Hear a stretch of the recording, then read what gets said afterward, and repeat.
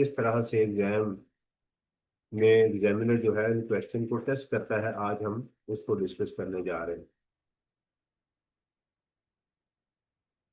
इससे पहले जो आज मैंने सुबह एक दर्स सुना, तो मैंने सोचा कि वो चीज़ भी मैं आपके साथ शेयर करूं।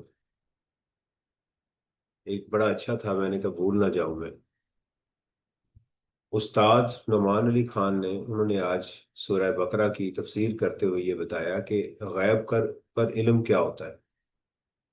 कि हमें देखें, दो चीज़ें हैं। जैसे मेरा जिस्म है, आप उसको ज़ाहरी तौर पर देख रहे हैं, इसके अंदर हमारी एक रूह भी है।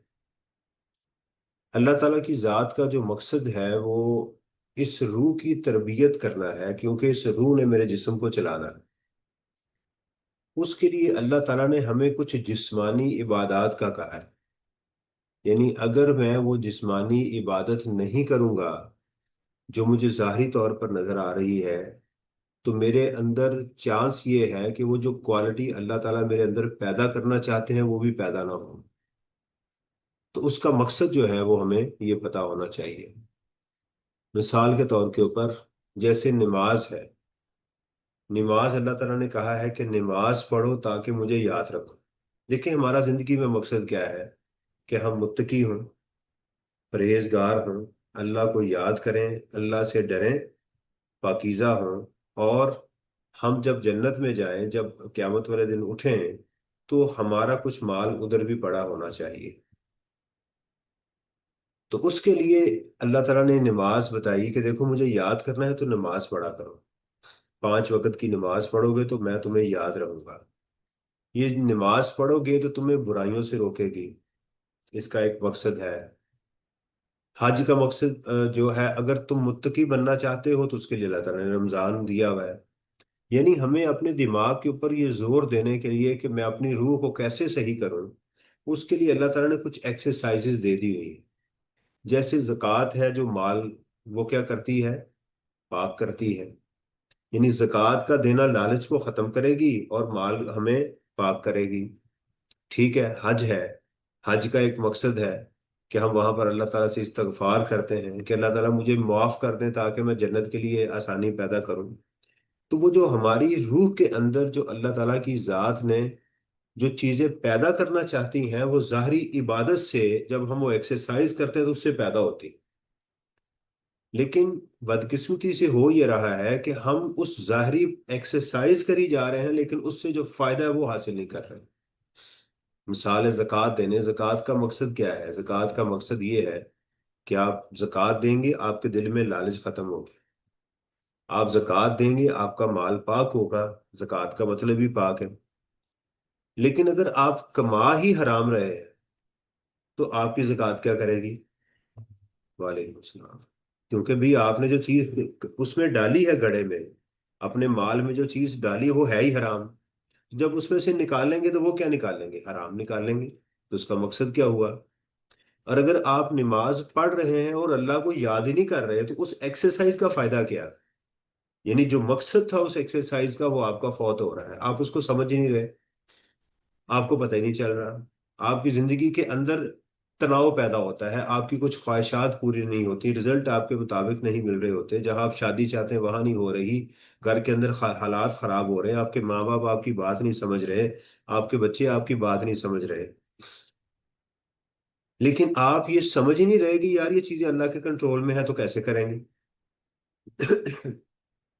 तो हमने बदकिस्मती से ये क्या कर लिया हुआ है कि इन चीजों के अंदर अब हमने क्या किया हुआ है कि हमने ये सारी चीजें जो है वो कुछ लोगों पे डाल दी हैं।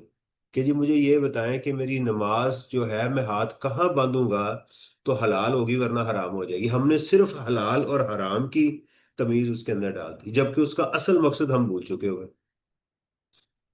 भाई, असल मकसद तो ये कि मैंने अपने गैब को ठीक करना है। जैसे अल्लाह ताला ने रिजक का दुनिया में वादा किया कि मैं तुम्हें रिजक दूंगा। हमारे दो अकाउंट है, एक अकाउंट यहां पर है, एक अकाउंट आगे है। वो अकाउंट में उसमें अल्लाह ताला ने कुछ नहीं डालना। अल्लाह ताला गफूर रहीम है, चाहे तो वहां भी कुछ डाल दें हमारे लिए। अल्लाह ताला यहाँ इस अकाउंट में हमें देंगे, मुझे पैसा देंगे यहाँ पे। मुझे कहा कि उस अकाउंट में तुमने पैसे डालने। वमिम्मा रज़क़नाहुम युनफिकून, वो जो रिज़्क मैं तुम्हें दे रहा हूँ उसमें से तुमने खर्च करना है।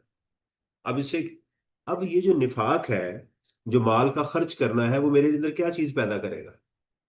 लालच खत्म करेगा, मेरे अंदर अल्लाह की याद पैदा करेगा, मुझे उस गैब के ऊपर देगा कि हाँ मैं कुछ पैसे आगे भेज रहा हूं। अब आप सोचें। और दूसरी चीज, मैं अभी जो चीज मैंने सुनी है वो मैं आपके साथ शेयर कर रहा हूँ, अच्छी चीज शेयर करनी चाहिए। दूसरी चीज कि जिस शख्स को आपने पैसे दिए उसके ऊपर आप एहसान नहीं कर रहे, वो आपके ऊपर एहसान कर रहा है। वो क्यों? मैं, मेरे दो अकाउंट हैं, मैं अपने एक मुलाजिम को कहता हूँ कि यार, मुलाजिम नहीं है मेरा, कोई शख्स है, मैं उसको चेक देता हूँ कि ये चेक मेरे फलां अकाउंट में डाला हो जाके, इस अकाउंट से उस अकाउंट में पैसे ट्रांसफर करा हो। एहसान उसने आपके ऊपर किया, आपने उसके ऊपर किया है, उसने आपके ऊपर एहसान किया। हम क्या करते हैं कि जिसके खानदान में जिसके साथ भलाई करते हैं उसको बाद में डांटते भी हैं। तो फेर नहीं होना मेरे को?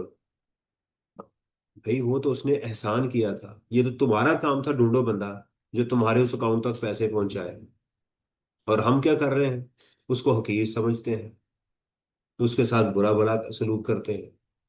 कुछ तो वैसे ही एम्बेसडर बन चुके हैं ना, जो कि एम्बेसडर है ही नहीं, उनको अकाउंट का पता ही नहीं है, जैसे फकीर होते हैं सड़कों पे खड़े हैं। वो तो आपके, वो तो आपकी नीयत है, वो तो आप एक प्रोफेशन को बढ़ा रहे हैं, मेरे ख्याल में तो वो स्वाब मुझे नहीं, मेरा नहीं ख्याल कि उसको स्वाब का काम है, बल्कि आप एक मुआशरे के अंदर बुराई पैदा कर रहे हैं, रोड को भी खराब कर रहे हैं। सिग्नल खुला हुआ है, आपको पड़ी हुई को मैं 10 रुपये 20 रुपये दे दूं, 100 रुपया दे दूं, और पीछे सब लोगों का हक मार रहे हैं आप। वो तो एक मैं चीज उसको अच्छा नहीं समझता। तो हमारी ये जो इबादत है, हमें इससे ऊपर निकलना है, इससे ऊपर निकल के सोचना है कि यार इसका मकसद मेरी जिंदगी में मेरे सॉफ्टवेयर को ठीक करना है। ये जो मैं हज, देखिए कितनी चीजें फर्ज हैं, आपके ऊपर नमाज फर्ज है। नमाज क्या करती है? उसका एक मकसद है। नमाज आपको बुराई से रोकती है, नमाज आपके अंदर तकवा पैदा करती है, नमाज आपके अंदर क्या करती है? अल्लाह की याद है, जिक्र है, अल्लाह की याद दहानी है। और अगर आप नमाज में एक एक्सरसाइज कर रहे हो, क्योंकि आप देखिए हमारे जितने फिरके हैं, ये सब की बेस, सबसे बड़ी बेस नमाज के ऊपर बनी हुई है, कि भी ये कैसे नमाज पढ़ता है, ये इस तरह से नमाज पढ़ता है। और फिरकों के अंदर उन्होंने जो डिवीजन की हुई है वो किसके ऊपर की हुई है? नमाज की जो हमारी पोस्चर है उसके ऊपर। ये रफा जाय नहीं करते, ये हाथ इधर बांधते हैं, ये आमीन नहीं कहते, उसके ऊपर एक अजीब लड़ाई किस्म की डाल के बैठ गए, असल रूह हमने खत्म कर दी हुई। तो इसलिए हम, अगर अल्लाह ताला ने कहा कि जो किस पर रखते हैं, अल्लज़ीना युमिनूना बिल गैबी, वो गैब पर यकीन रखते हैं, ये मोमिनों की निशानी है। वो जो मेरे अंदर गैब पैदा होना है सारी उम्र मरते दम तक, उसके लिए अल्लाह ताला ने एक्सरसाइजेज दी है, रोजा, नमाज, ज़कात, तो हमें उसकी फिक्र करनी चाहिए। और कुरान को अल्लाह ने कहा है कि मैंने इसको आसान बनाया है। कुछ लोगों ने हमें कुरान से दूर कर दिया हुआ है, और ये कह के कि इसको ज़ाहिरी पढ़ना जो है ना, ये तो जाहिलियत है, बाकी सारी दुनिया के काम करो, इसके ऊपर ना करो। तो अल्लाह ताला से दुआ है कि अल्लाह ताला हमें, हमारे, हमें अपने दीन को खुद समझने की हिम्मत अता करे। और हमने जो बाज लोगों को दीन दे दिया हुआ है कि यही इस दीन के जो है वो जिम्मेदार हैं, हम इसके जिम्मेदार नहीं हैं, तो हमें उसको भी समझना चाहिए। अच्छा जी, आज मैंने एक 5 क्वेश्चंस आपको दिए थे, पहले मैं आपके साथ उसको ओवरव्यू करूंगा, उन क्वेश्चंस को डिस्कस करूंगा, वो क्वेश्चंस 5, और उनके मैंने असल में 5 स्टाइल आपको दिए क्वेश्चन के, कि आपको एग्जाम में डेटा किस तरह से मिल सकता है। क्वेश्चन करना आपको मेरा ख्याल है आता है। पहले मैं टेम्पलेट डिस्कस करूंगा सेल्स टैक्स का, उसके बाद उन क्वेश्चन को डिस्कस करेंगे, उसमें कुछ एडजस्टमेंट डिस्कस करेंगे, ताकि आपको समझ आ सके कि क्वेश्चन को करना कैसे है, मुझे डेटा कैसे मिलेगा। मुझे रूल्स तो आते हैं, लेकिन मुझे बॉल मिलेगी कैसे, मैंने उस बॉल को पिक कैसे करना है।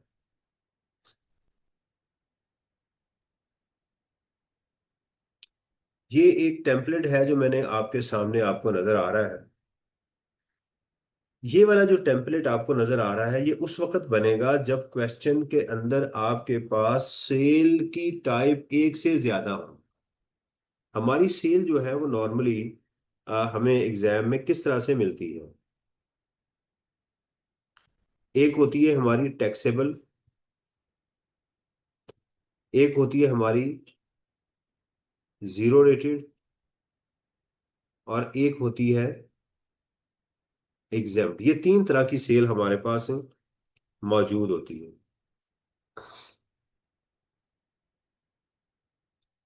जो टैक्सेबल हमारे पास गुड्स होती हैं उसका फॉर्मूला होता है कि उसकी लाइबिलिटी ऐसे कैलकुलेट करते हैं कि हम अपने आउटपुट टैक्स में से जो लोगों से लेते हैं उसमें से माइनस क्या कर लेते हैं, इनपुट टैक्स। एक दो क्वेश्चन आपकी किताब में मौजूद हैं जिनके अंदर ये बाकी दोनों गुड्स हैं ही नहीं, ना जीरो रेटेड गुड्स हैं, ना ही उसके अंदर एग्जाम्प्ट गुड्स हैं। राइट। वो क्वेश्चन सीधे का सीधा ऐसे ही चलता है कि आप उसमें इनपुट कैलकुलेट करते हो पहले। देखिए क्वेश्चन में डाइवर्सिफाइड सेल हो या ना हो, इनपुट आप सबसे पहले कैलकुलेट कर लो, क्योंकि सबसे औखा काम एग्जाम के अंदर क्या होता है, इनपुट को कैलकुलेट करना। राइट। अगर आप इनपुट कैलकुलेट करने के बाद देखें कि इसमें से मेरे पास जीरो रेटेड गुड्स भी हैं, एग्जाम्प्ट गुड्स भी हैं। देखिए आपके पास टैक्सेबल गुड्स और एग्जाम्प्ट जीरो रेटेड गुड्स भी हो सकती हैं, आपके पास टैक्सेबल और एग्जेम्प्ट गुड्स भी हो सकती हैं, आपके एग्जाम में जीरो रेटेड और एग्जेम्प्ट गुड्स भी हो सकती हैं, तीनों भी हो सकती हैं, किसी कॉम्बिनेशन में भी हो सकती हैं। और हो तो सबसे पहला काम आपने एग्जाम में क्या करना है, इनपुट को ढूंढना होता है। इनपुट ढूंढने के बाद देखा जाता है कि क्या ये सारे का सारा इनपुट टैक्सेबल गुड्स के रिगार्डिंग है या इसके अलावा कुछ और भी है। और अगर और भी है तो फिर आपको उस इनपुट को क्या करना होता है, जीरो रेटेड का इनपुट उसमें से अलग करना होता है आपने, और आपने उसमें से एग्जाम्प्ट का आपने इनपुट जो है वो क्या करना होता है, अलग करना होता है।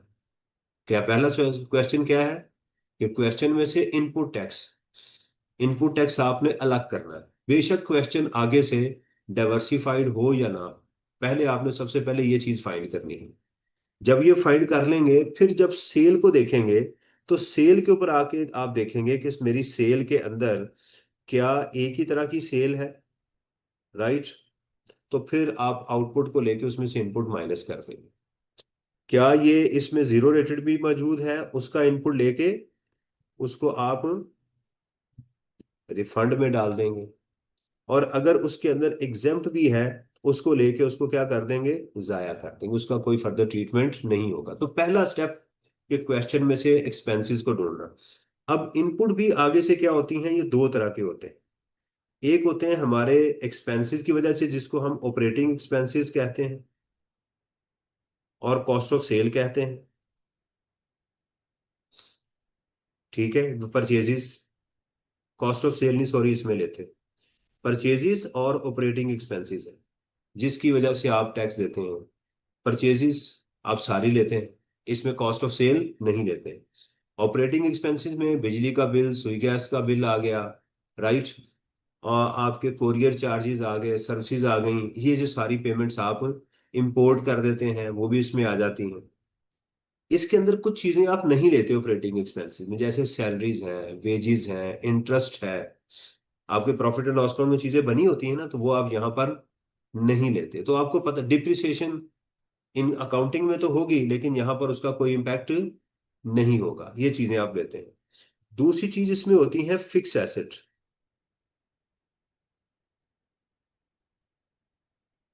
इसका भी वही सेम ट्रीटमेंट होगा कि अगर फिक्स एसेट जो है वो जो आपकी जीरो रेटेड में यूज हो रहा है उसका इनपुट आप यहां पर रिफंड ले लेंगे। क्या कर लेंगे, उसका यहां रिफंड ले लेंगे। और अगर वो फिक्स एसेट जो है आपकी एग्जाम्प्ट गुड्स में यूज हो रहा है तो उसको क्या कर देंगे, जाया कर देंगे। बिल्कुल बेसिक मॉडल मैंने आपके सामने रखा है, यहां तक कोई चीज ना समझ आई हो। ऑपरेटिंग एक्सपेंस में सैलरीज, वेजेस आ गई, आपकी बिजली का बिल आ गया। इनका सवाल यह है कि ऑपरेटिंग एक्सपेंसेस क्या होते हैं। ऑपरेटिंग एक्सपेंसेस में आप आपके सेल्स टैक्स में जो मेन आइटम आती है वो इलेक्ट्रिसिटी बिल आता है। ठीक है, कोरियर चार्जेस आते हैं। अच्छा, सेल्स टैक्स में सैलरी का वर्ड कभी यूज नहीं किया, उसने डेटा देता ही नहीं है, लेकिन सैलरी होती तो है ना। सैलरी, वेजेस, डिप्रिसिएशन होती है ना, ये सारी चीजें। इंपोर्ट परचेजेस कर लें, प्लस इंपोर्ट कर लें, ये चीजें आपको मौजूद होती है। इसमें आपने इलेक्ट्रिसिटी को लेना होता है, सर्विसेज को लेना होता है। इन चीजों के ऊपर सेल्स टैक्स नहीं होता। जैसे इंटरेस्ट है, ये भी तो आपका एक्सपेंस होता है ना, लेकिन आप सेल्स टैक्स इसके ऊपर चार्ज नहीं करते। ये बेसिक मैंने आपको चीज बता दी। ओके। और आपने उसके मुताबिक करना। देखें, सवाल से घबराना नहीं है आपने। ये देख के नहीं कहना यार ये मुझे नहीं आता। आपने अपने सवाल की डायरेक्शन सेट करके उसमें से चीजें निकालनी। अच्छा जी, आगे चलते हैं। अब देखिएगा कि अगर क्वेश्चन के अंदर में देखें कि रेजिजुअल है या नहीं है, अभी फॉर एग्जांपल हमें पता नहीं है, तो कौन कौन सी चीजें हैं जो आपको एग्जाम में मिल सकती हैं, ये देखिएगा मैंने यहां पर दी हैं। मैंने भी बताया कि फर्ज करें कि अभी मुझे नहीं पता कि ये कॉमन है या नहीं है, अभी मैं इनपुट कैलकुलेट कर रहा हूँ। सेल देखूंगा तो मुझे समझ आ जाएगी। परचेजेस फ्रॉम रजिस्टर्ड पर्सन, आप उसका टैक्स लेंगे। परचेजेस फ्रॉम अनरजिस्टर्ड पर्सन, आप इसको इग्नोर करेंगे। Purchase of zero rated goods, इसके ऊपर आप कुछ नहीं करेंगे। परचेज ऑफ एग्जाम गुड्स, इनको आप इग्नोर करेंगे। अनरजिस्टर्ड से परचेज करें, जीरो रेटेड गुड्स आप परचेज कर लें, या एग्जाम गुड्स परचेज परचेज कर लें, या इंपोर्ट कर लें, एक ही बात।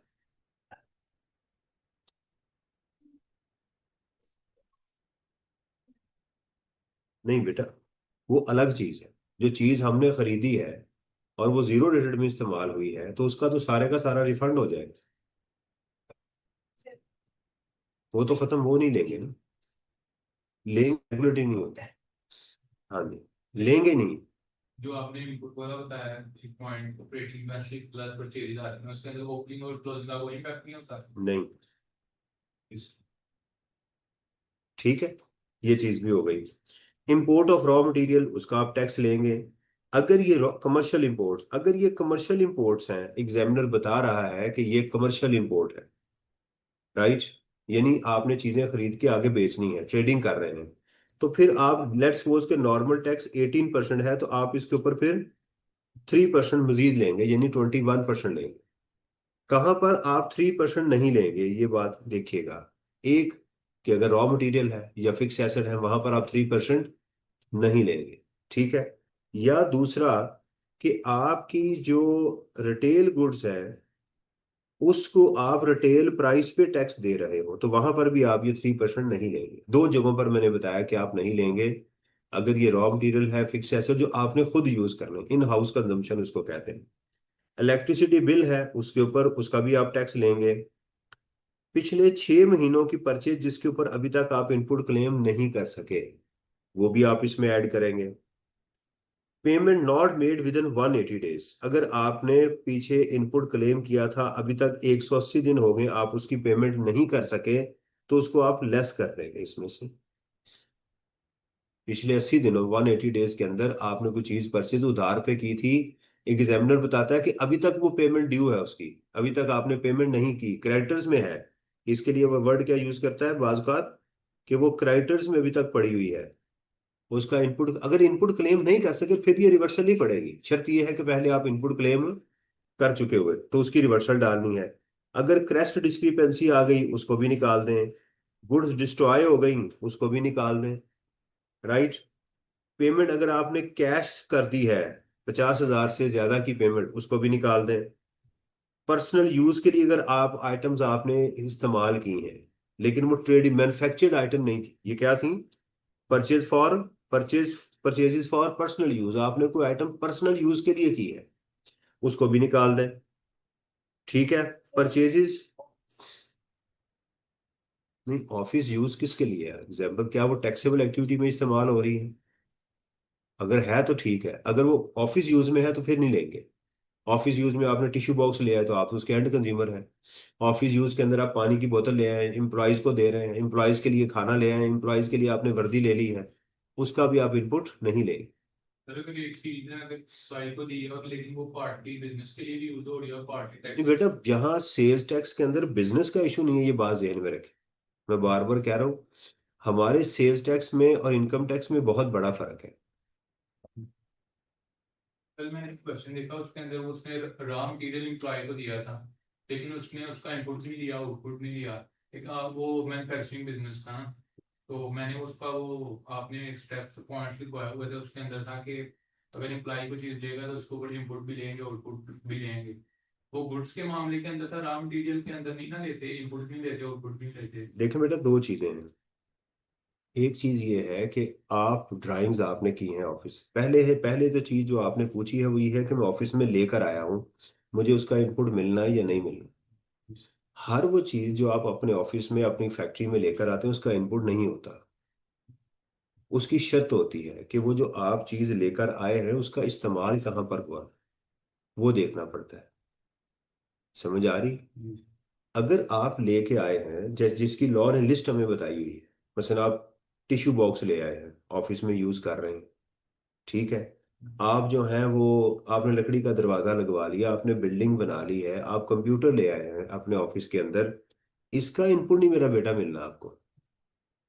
इसका इनपुट क्योंकि आप इसकी कंजम्पशन कर रहे हैं ना, आप इसको टैक्सेबल एक्टिविटी में इस्तेमाल, लेकिन रॉ मटेरियल है जिसको आपने मैन्युफैक्चर करना है, परचेजेस हैं जिनको आपने सेल करना है, कोई प्लांट एंड मशीनरी है जिसको यूज कर रहे हैं, फिजिकल इलेक्ट्रॉनिक रजिस्टर है, फॉक लिफ्टिंग व्हीकल है, ये वो आइटम्स हैं। बाकी आइटम्स भी बिजनेस में इस्तेमाल हो रही हैं, बाकी आइटम्स भी बिजनेस का हिस्सा है। सैलरी आप दे रहे हैं तो बिजनेस के लिए दे रहे हैं ना, इंटरेस्ट दे रहे हैं बिजनेस के लिए दे रहे हैं ना, तो इनकम टैक्स में अलाउ है, अकाउंटिंग में अलाउ है, लेकिन उस पर सेल्स टैक्स नहीं है। समझ आ रही? आपके एम्प्लॉयज खाना खा लिया आपने, बोर्ड आपकी मीटिंग हुई है बीओडी की, इनकम टैक्स में आप उसका एक्सपेंस लें, सेल्स टैक्स में नहीं है, उस खाने के ऊपर आपने सेल्स टैक्स दिया हुआ है, इनपुट नहीं मिलेगा क्योंकि आप डायरेक्ट कंज्यूम कर रहे हैं उसको। अंडरस्टैंड? तो टैक्सेबल एक्टिविटी की डेफिनेशन इसीलिए आपको बताई गई थी कि जहां पर आप ट्रेडिंग में इन्वॉल्व है, मैन्युफैक्चरिंग में इन्वॉल्व है, वहां मिलेगा। हाँ, बिजली के बिल के ऊपर उसने कुछ नहीं कहा हुआ, इलेक्ट्रिसिटी बिल जो है, तो इलेक्ट्रिसिटी बिल जो है वो आपके ऑफिस में इस्तेमाल हो या आपकी फैक्ट्री में इस्तेमाल हो, उसका आप इनपुट लेंगे, ये एक डिफरेंट चीज है, ये चीज है। अच्छा जी, अगर आपकी परचेज रिटर्न हुई है और आपने डेबिट नोट नहीं इशू किया, परचेज रिटर्न में क्या होता है कि आपको डेबिट नोट इशू करना है, अगर आपने डेबिट नोट इशू नहीं किया तो उसको भी माइनस कर देंगे। और कुछ स्पेसिफिक परचेज है जो रिजिजुअल नहीं है तो आप उसमें से कॉमन में से माइनस कर देंगे, तो ये सारी चीजें हम इसमें से वो लेकर चलेंगे उसको। ये बात क्लियर हो गई? ये पॉसिबल आइटम जो है मैंने आपके सामने ये लिख दी हैं, ये तमाम जो पॉसिबल आइटम्स थी। मैं इसको एक काम करता हूँ कि इस फाइल को मैं ड्राइव के ऊपर अपलोड भी कर देता हूँ। हाँ जी,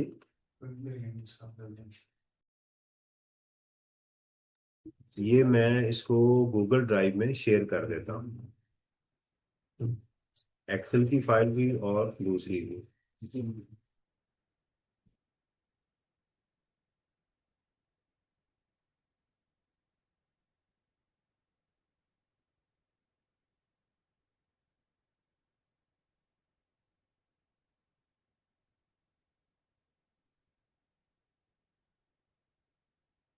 आ गई?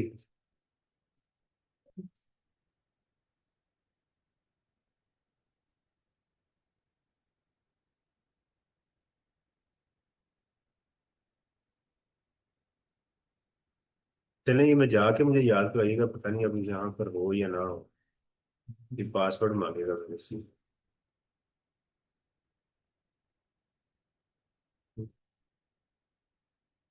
चलें, ये फाइल मुझे याद रखिएगा, मैं आपके साथ शेयर कर दूंगा, यहाँ से शेयर नहीं हो रही। ठीक है जी। तो पहली चीज ये है कि आपने इसमें इनपुट आपने वो कैलकुलेट करनी है।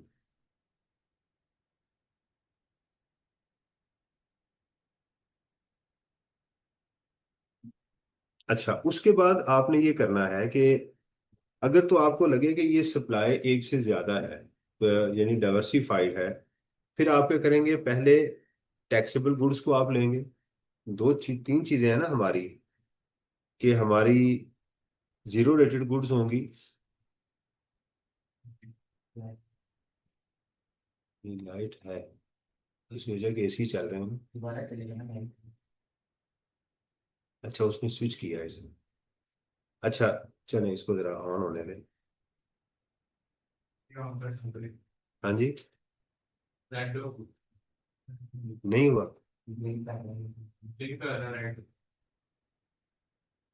बंद करके ऑन करें उसको।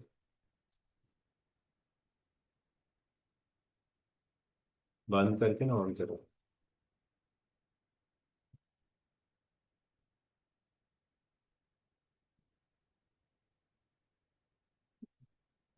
वो कह रहे हैं गुड्स, इनका क्वेश्चन है कि गुड्स इंपोर्ट करने करने पे कोई बेनिफिट होता है जी? बिल्कुल, वो जो आप इंपोर्ट के टाइम पे टैक्स देते हैं, अगर आपने कुछ चीज़ों को इंपोर्ट किया और वो एग्जेम्प्ट है या वो जीरो रेटेड है, फिर तो आपने दिया ही कुछ नहीं है। और अगर आपने इंपोर्ट की है तो वो आपका इनपुट है। अब आपका अगला सवाल है कि मैंने चीज़ें इंपोर्ट करके उसका होगा क्या, उसकी आगे वही तीन शक्लें होंगी। अगर आपने इंपोर्ट करके एग्जेम्प्ट गुड्स बना दी हैं तो उसका कुछ नहीं मिलेगा, खत्म हो गई। और अगर आपने इंपोर्ट करके किसी और जगह एक्सपोर्ट कर दी है तो उसका रिफंड मिल जाएगा आपको। और अगर आपने वो गुड्स इंपोर्ट करने के बाद टैक्सेबल गुड्स बना के सेल कर दी हैं तो आपको इनपुट में आउटपुट में से माइनस हो जाएगा।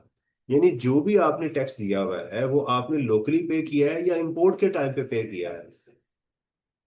नहीं बेटा, 25% कुछ आइटम्स के ऊपर है। इनका सवाल ये है कि 25% माइनस होगा, नहीं, वो डिपेंड करता है कि आपने इंपोर्ट क्या किया है। अगर तो SRO 297 वाली आइटम्स है, कॉफी है, उसके अंदर वो जूसेस हैं, शैम्पू है, फर्नीचर है, वगीगर है, ज्वेलरी है, वो आइटम्स की हैं तो उसका 25% है। वो आप देंगे भी 25%, क्लेम भी 25% करेंगे। और अगर सेल करेंगे तो लोगों से भी 25% ही लेंगे। सही है। और अगर वो रिटेल गुड्स हैं तो उसका आप क्या करेंगे, उसकी जो रिटेल प्राइस के ऊपर 25% लेंगे। बस उसका ये है। जो चीज आप, जी, लेकिन जो आपकी SRO 297 में कोई भी आइटम रॉ मटेरियल नहीं है, वो सारी कमर्शियल ही होंगी। उसके ऊपर आप जो है वो 3% नहीं देंगे, क्योंकि आपसे वो टैक्स का किस पे लेते हैं, आपकी रिटेल प्राइस पे ले रहे होते हैं। जब रिटेल प्राइस पे इंपोर्ट वाले टैक्स लें तो फिर वैल्यू एडिशन 3% टैक्स नहीं लेते वो। ओके जी। तो ये चीज थी कि फिर उसके बाद पहली स्टेज आपकी होगी कि आपने सवाल में से क्या फाइंड कर लिया, इनपुट टैक्स आपने ढूंढ लिया। उसके बाद आपने अपनी सेल को देखना है, मेरी सेल क्या है। देखिए, अगर तो सेल आपकी सिर्फ एक ही तरह की है तो सारी लिख लें, और वो इनपुट जो आपने ऊपर कैलकुलेट किया आउटपुट में से माइनस कर दें, बात खत्म हो गई। और अगर सेल अब आपकी तीन तरह की है, जो ऊपर आपने कैलकुलेट किया है वो तीन तरह की हैं, तो उसके लिए आपने क्या करना है, उसके लिए सबसे पहले तो अपनी टैक्सेबल गुड्स को लिखें जो आपके पास मौजूद है। टैक्सेबल में आपके पास रजिस्टर्ड को जो आपने सेल की है और जो अनरजिस्टर्ड को सेल की है, ये बात याद रखें कि ये दोनों एडजस्टेड होनी चाहिए। डिस्काउंट, खाम खा का डिस्काउंट ना हो, उसकी ठीक करेंगे आप। सही है। उसने जो है वो उसके ऊपर क्या किया हुआ है, कोई वैल्यू अंडर इनवॉइस की हुई है, उसको आप ठीक करेंगे। अंडरस्टैंड। किसी पिछले महीने की सेल ना हो, उसको आप ठीक करेंगे। यानी यहाँ पर जो वैल्यू आपने लेकर आनी है वो क्या, अच्छा, यहाँ एक और चीज नोट करनी है कि यहाँ सेल्स टैक्स नहीं लेना, यहाँ इसकी सप्लाई वैल्यू लेनी है मेरा बेटा। ये गलती नहीं करनी एग्जाम। इस जगह पर आके आपने सेल्स वैल्यू लेनी है, वैल्यू ऑफ सप्लाई लेनी है, उसकी परसेंटेज कैलकुलेट नहीं करनी। इसी तरह आपकी कोई ड्राइंग्स हैं, वो मैन्युफैक्चर्ड गुड्स की हैं, राइट, वो आप यहाँ से इसमें ऐड कर देंगे। आपने कुछ सैंपल दिया है वो यहाँ पर ऐड कर देंगे, और सेल्स रिटर्न यहाँ से माइनस कर देंगे। तो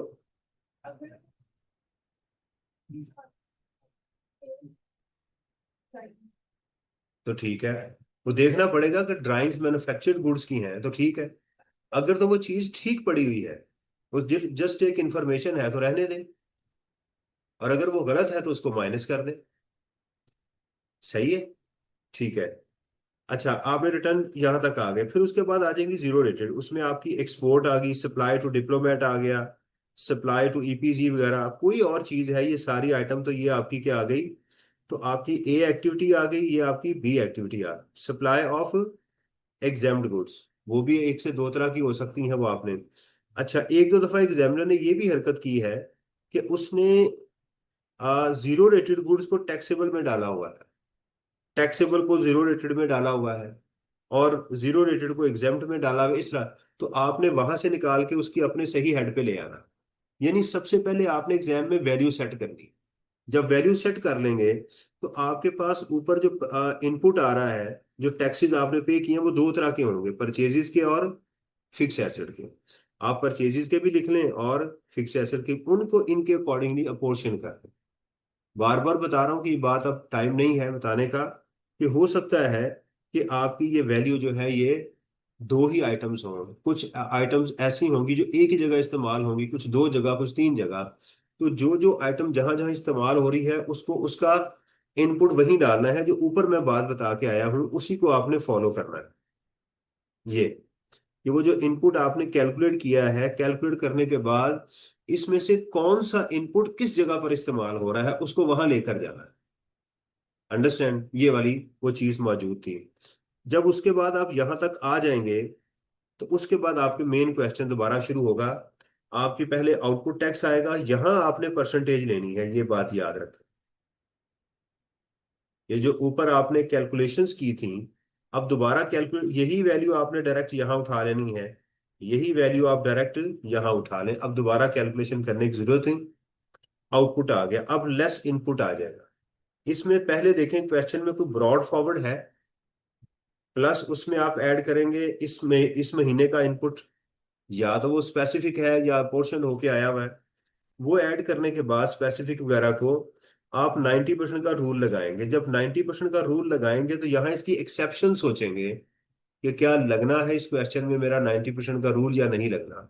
विच एवर इज लोअर करके आप यहाँ पर वो करेंगे।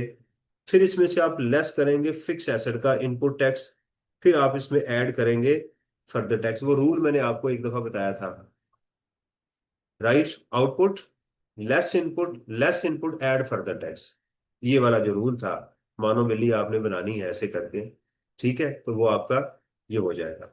इंशाल्लाह ताला घबराना नहीं है आपने। उसके बाद जो 90% की रिस्ट्रिक्शन वाला कैरी फॉरवर्ड अगर क्वेश्चन में है, ऐड कर दें फिक्स एसेट वाला, तो आपका टोटल कैरी फॉरवर्ड आ जाएगा। और उसी तरह रिफंड वाला, ये पूरा टेम्पलेट मैंने आपके सामने बना दिया हुआ है। तो वो जो स्पेसिफिक इनपुट टैक्स है उसके अंदर मतलब फिक्स एसेट का तो लैदा हो जाएगा, तो किस तरह का हो सकता है स्पेसिफिक इनपुट टैक्स? इसके ये वाला, यस सर। ये स्पेसिफिक इनपुट टैक्स ये है कि जैसे मैंने आपको एक बड़ी बुरी सी मिसाल दी थी कि आप बनाते हैं, कुछ फूड आइटम्स बनाते हैं, राइट? कुछ फूड आइटम्स बनाते हैं, उसमें से आप टैक्सेबल भी बनाते हैं, खाना भी बनाते हैं, और कुछ जीरो रेटेड बनाते हैं, और कुछ एग्जेम्प्ट भी हैं।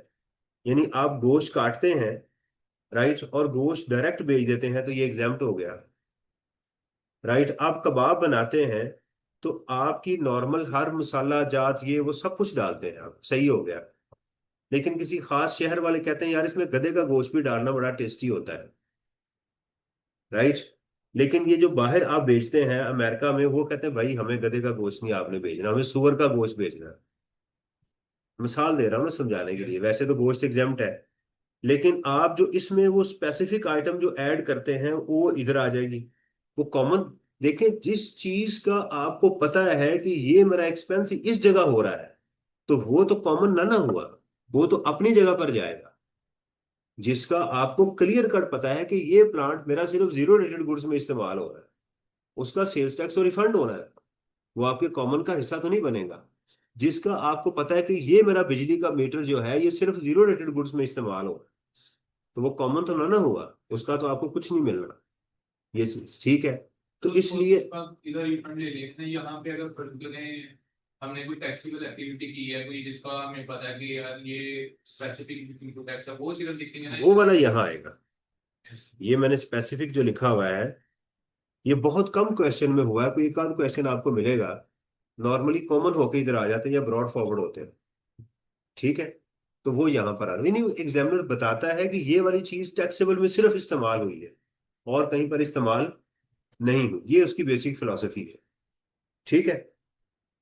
अच्छा, अब चलते हैं कि मैंने आपको क्वेश्चन दिए हुए थे।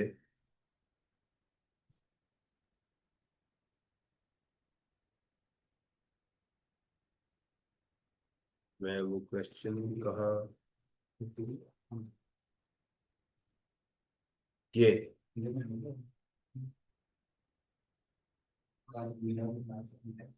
देखें, ये मैंने आपको 5 क्वेश्चन दिए थे। मैंने कहा था भी आपके ये पॉसिबली ये क्वेश्चन पेपर में इस तरह से आता है। पहला क्वेश्चन कन्वेंशनल है, क्या लिखा? टाइप 1 नॉर्मली क्वेश्चन इस तरह से, सबसे ज्यादा क्वेश्चन ये वाले टेस्ट हुए हैं जिसके अंदर के एग्जामिनर हमें इस तरह का डेटा प्रोवाइड करता है। इनको साथ साथ हम पढ़ेंगे भी, साथ साथ इसको डिस्कस भी करते जाएंगे कि ये किस तरह की वो चीज मौजूद है।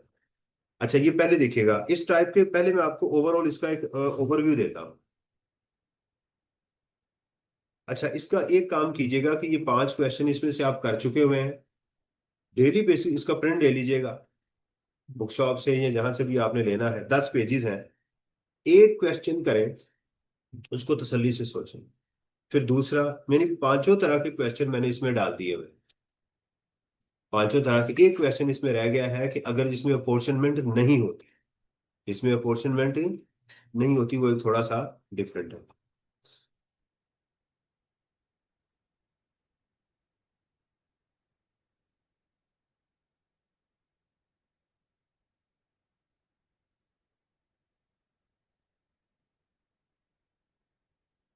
पहला क्वेश्चन मैंने मेहरबान एसोसिएट का डाल दिया, राइट। इसके अंदर आप देखें परचेज और सेल इस तरह से डेटा गिवन है। दूसरा क्वेश्चन मैंने डाल दिया इस तरह से, एग्जाम में आया हुआ है कि मिस्टर ए है, बी है, सी है और डी है, 4 लोग हैं। और इस तरह से क्वेश्चन मिस्टर एस वाला, मिस्टर टी वाला, मिस्टर एम वाला, 4-5 क्वेश्चन इस तरह से आए हुए हैं। एक तो ये स्टाइल है।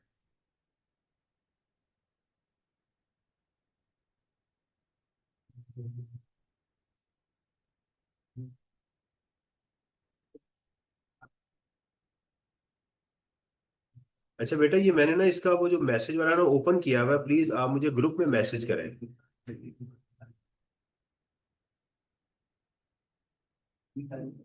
मैं बताता हूँ। अच्छा, एक तो ये है, मैं इनके रिप्लाई करता हूँ आपको, आपके जो क्वेश्चंस हैं। फिर उसके बाद एक क्वेश्चन है जिसमें उसने प्रोडक्ट दे दी हैं। ये डिफरेंट स्टाइल है। देखें यहां पर उसने कहीं प्रोडक्ट, वो सिर्फ प्रोडक्ट में ये बताता है ये टैक्सेबल है, ये एग्जाम्प्ट है। यहां उसने 2 प्रोडक्ट दे दी हैं जिनके फीचर डिफरेंट है, ए और है, बी और है, डाइवर्स। इस तरह से भी डेटा आपको एग्जाम में मिल सकता है। और एक और स्टाइल है जो एग्जाम में कभी नहीं आया, आपके लिए शायद आ जाए, वो है profit and loss account examiner आपको दे दे। उसमें क्या करेंगे, उसमें कंफ्यूज होने की जरूरत ही नहीं है। इधर क्या आइए, ये एक चीज भी मौजूद है। इसको जरा मैं माइक को सेट करूँ ये। अच्छा जी, एक ये स्टाइल है, और एक स्टाइल ये है जिसके अंदर के एग्जामिनर ने आपको पूरा टैक्सेबल इनकम ही कैलकुलेट करके दे दी। ये हम लास्ट टाइम कर चुके हुए। और एक क्वेश्चन इसमें मैंने नहीं डाला जिसके अंदर के अपोर्शनमेंट नहीं है। इसमें अपोर्शनमेंट वर्किंग 1 वर्किंग 2 बनी नहीं है। एक एक या 2 क्वेश्चन आपके मौजूद हैं। अच्छा, पहले तो इसको साथ देखते जाते हैं जहां पर इसे, एक तो बहुत सारी एडजस्टमेंट आज हम सीख लेंगे दोबारा। ठीक है, सोल्यूशन साथ मौजूद है। इतना टाइम नहीं है कि मैं सोल्यूशन को भी करूं, लेकिन उसका मैं सोल्यूशन दिखा दूंगा आपको, साथ पढ़ के सुनाऊंगा, आपने तो तवज्जो से सुनना है इसको।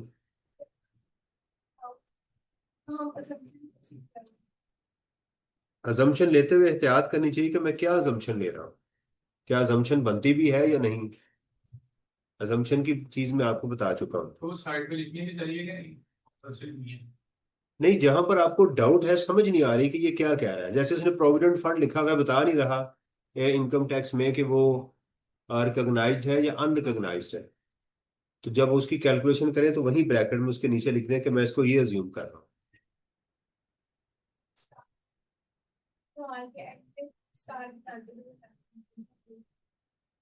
ऐसे भी कर दें, हमारे पास इतना टाइम नहीं होता कि हम बच्चों के स्टार या उनके वो चीजें देखते रहें। उसके नीचे वहीं जहां आपने बनाया उसके एक लाइन छोड़ के वहीं कर दें कि जी मैं इसको ये अज्यूम कर रहा हूँ, ताकि उसको पता चल जाए। उसको मुसीबत में ना डालें कि आपका पहले 3 सफ़ों का सवाल देखें और फिर आपके स्टार ढूंढता रहे कि किसने कहाँ स्टार लगाया हुआ है। उसके लिए आसानी, आप एग्जामिनर के लिए आसानी पैदा करेंगे, वो आपके लिए पैदा करेगा। आप उसके लिए मुश्किल पैदा करेंगे, वो इंशाल्लाह आपके लिए मुश्किल पैदा करेगा। जो उसने पूछा उसको सीधी बात बताएं, जो सवाल का नंबर उसको सवाल का नंबर दें। सारे क्वेश्चन एक पार्ट एक ही जगह पर करें। मेहरबान associate is engaged, is registered under sales tax. MA is engaged in the business of manufacturing and supply of various consumer goods. Following information for the month of this purchases. ये क्या है, पहले क्या ढूंढना हमें एग्जाम में से, पहले इनपुट ढूंढते हैं सारा। Taxable goods from registered person, बिल्कुल ठीक है, ये हमारी आइटम है। टैक्सेबल गुड फ्रॉम अनरजिस्टर्ड, इसको इग्नोर कर, अनरजिस्टर्ड से तो नहीं मिलनी ना इसको, तो ये हमारे सवाल का हिस्सा ही नहीं है, लेनी लिखेंगे जरूर लेकिन इसको नहीं लेंगे। आगे आगे supplies, supplies to registered to unregistered, इसमें देख लें कि इसके ऊपर आपको 4% का सोचना चाहिए। Exempt goods to local unregistered person, ये एग्जाम्ड है, ठीक है। एक्सपोर्ट ऑफ टैक्सेबल गुड्स, ये आपकी 5th शेड्यूल की आइटम्स हैं, यहां से हमें रिफंड मिलेगा। उसके बाद export of exempt goods to UAE, export of exempt goods, अब यहां पर देखना पड़ेगा ये एग्जाम्ड गुड्स बनाई हैं या खरीदी हैं, बनाई हैं या, ऊपर उसने क्या कहा, मैन्युफैक्चरिंग में है, क्या है, ये मैन्युफैक्चरिंग करता है, ट्रेडिंग नहीं कर, ऐसे ही है ना। इसका मतलब ये भी मेरी जीरो रेटेड हो गई, इसका भी मुझे रिफंड मिलना है। अब देखें कैसा, ऊपर उसने कहा ये मैन्युफैक्चरिंग करता है, राइट। तो अब मेरी एग्जाम्प्ट गुड जो मैंने एक्सपोर्ट की है वो, तो मेरी यहां पर कितनी हो गई, एक, दो और तीन मेरी डाइवर्सिफाइड हो गई। इस क्वेश्चन में चांसेस ये हैं कि मुझे वर्किंग वन वर्किंग टू बनानी पड़ेगी, लेकिन इसने मुझे क्या बताया, इसने मुझे सिर्फ एक चीज बताई है कि इस सवाल के अंदर मुझे वर्किंग बनानी है। अब मैं इनपुट को ढूंढता हूं पहले, अगर कहता मैं ट्रेडिंग करता हूं तो फिर मैं इसको एग्जाम्प्ट के ऊपर रिफंड ना लेता, क्योंकि अगर मैं ट्रेडिंग कर रहा हूं तो मैं एग्जाम्प्ट गुड्स ही खरीद रहा हूं और एग्जाम्प्ट गुड्स ही बेच रहा हूं, एग्जाम्प्ट गुड्स बाय कर रहा हूं और एग्जाम्प्ट गुड्स ही सेल, तो फिर मैं इसके ऊपर इनपुट ना लेता, मैं इसका रिफंड ना क्लेम करता, रखता इसको अलग ही एग्जाम्प्ट, मैं फिर इसको क्या करता, इसको इसके अंदर डाल देता, एग्जाम्प्ट को एग्जाम्प्ट में डाल देता, ये इसका होता सवाल। Taxable goods from registered person, taxable goods from registered person, ये मेरी क्या है, इनपुट की डिटेल है, उसकी अब एडजस्टमेंट बताने लगा है। Material 296 which were exclusively use for manufacturing exempt supplies, कहता है इसमें एक ऐसा मटेरियल है जो एग्जेम्प्ट सप्लाईज में इस्तेमाल हुआ है, राइट। ऊपर आपकी जो फिगर आ रही है ये वाली 496 वाली, 4960, तो इसमें से आप ये निकाल देंगे। जीरो रेटेड का भी होता फिर भी मैं निकाल देता, क्योंकि वो कॉमन नहीं है, मुझे अब सबसे पहले कॉमन आइडेंटिफाई करना है। Material this which were exclusive use for manufacturing export, इसको भी आप निकाल देंगे, और इसको निकालने के बाद कहाँ चले जाएगा ये मैंने कहा था वो जो स्पेसिफिक आप पूछ रहे थे कि सर स्पेसिफिक से क्या मुराद है, आप मेरा दोबारा वो जो ये देखिएगा कि ये जो हम नीचे रिफंड क्लेम कर रहे हैं, ये मैंने क्या लिखा है, सेल्स टैक्स रिफंड जो वर्किंग टू से आएगा, और sales tax specific if any quest, ये वो है, ये वो है जो उसने कहा कि ये सिर्फ जीरो रेटेड में यूज हुआ। तो उसको आप उठा के, वो जो 675 है ना, और उसका 18% आप यहाँ पे ले आए, ठीक है। अच्छा, एग्जामिनर हो सकता है कि इसकी आपको सेल वैल्यू भी बता दे, ओके जी इसकी हमने 9 लाख रुपए की सेल की है, हमारा इसके साथ ताल्लुक नहीं होता। अगर उसकी वो भाई हमने तो, हमें अगर मटेरियल मिल गया है और आपने सेल जितने एक्सपोर्ट जितने का भी किया, मेरा उसके साथ ताल्लुक नहीं होता। मैं एक्सपोर्ट की जो जीरो रेटेड गुड्स हैं उसकी वैल्यू सिर्फ मुझे एक ही मकसद के लिए चाहिए, कि मैं इन अपॉर्चनमेंट के लिए, अगर मुझे डायरेक्ट वैल्यू बता दी जाए तो मेरा उसके साथ कोई ताल्लुक नहीं होता। Goods worth ₹150 which were purchase in cash from a supplier, allow नहीं था, इसको भी आप माइनस कर देंगे। इसका फर्दर, ना इसका फर्दर कोई ट्रीटमेंट होना है ना इस लाइन का होना है, इसका हमें बाद में रिफंड क्लेम करना है। 500 kg of T purchase eight a cost of 360 in 1 kg packing, ये भी इसमें शामिल है। और टी किस में है, 3rd शेड्यूल में, रिटेल गुड्स में है, कवर्ड अंडर 3rd शेड्यूल, इसकी at a cost of 360। Retail price of tea per kg is 900, by end of August 300 kg were supply to unregistered wholesaler at a price of 790 per KG. ये उसने बता दिया। सबसे पहले तो इसको ये जो 360 है उसको उसमें से माइनस करें। क्या करें, उसमें से माइनस कर दें। सही है।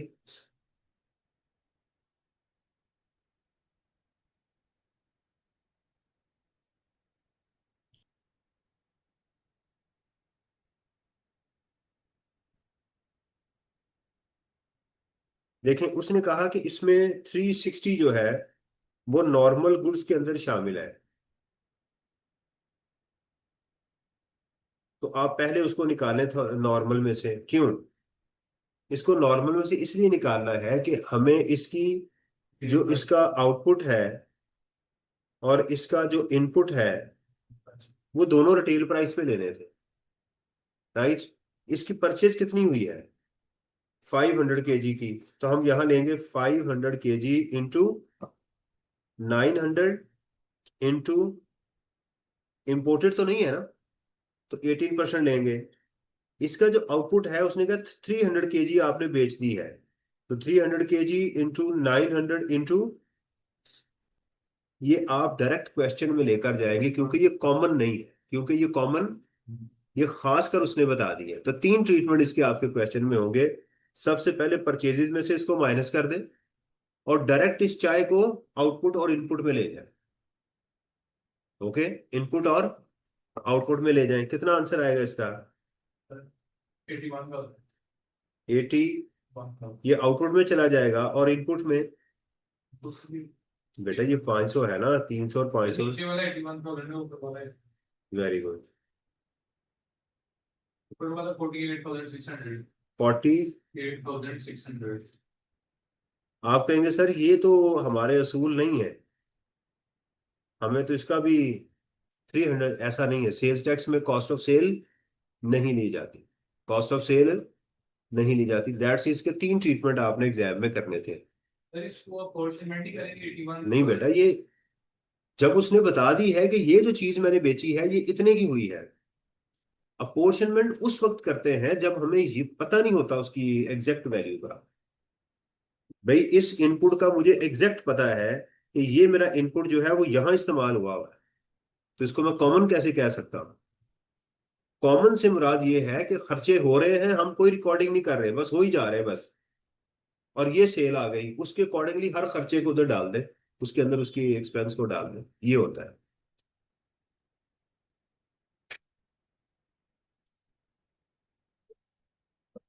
सही है। Yes.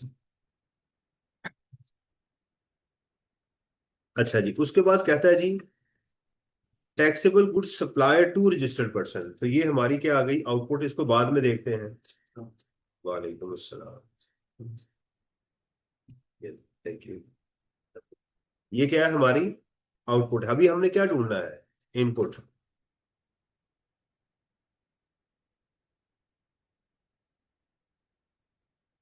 Following fix asset were purchase during the month of अगस्त। फिर क्या आ गई? इनपुट आ गई। मशीन ए 2 लाख की, to ensure quality standard of packing for export. आपका कॉमन नहीं है, ऊपर कहीं शामिल भी नहीं है। तो आप इसको कहां पर ले जाएंगे? डायरेक्ट क्वेश्चन में जाके इसका रिफंड क्लेम करेंगे। Machine B to manufacture taxable good local as well as exempt. जब आप इसकी इसका कहाँ डालेंगे इसका हिस्सा? इसका दो जगहों पर आप लेकर जाएंगे। इसमें से इनपुट निकाल लेंगे और बाकी जाया कर देंगे।